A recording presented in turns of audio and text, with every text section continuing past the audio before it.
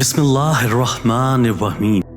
مسجد میں منافقوں کی حالت ویسی ہی ہوتی ہے جیسے کہ پنجرے میں چڑیوں کی، یعنی دروازہ کھلتے ہی اڑ جاتے ہیں۔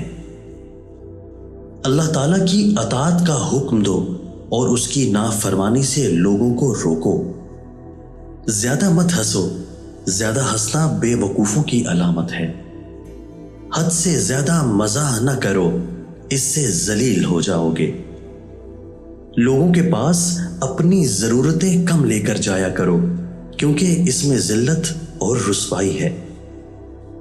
اپنے گھر والوں اور ان لوگوں سے جو تمہاری عزت کرتے ہیں خوش خلقی سے پیش آیا کرو۔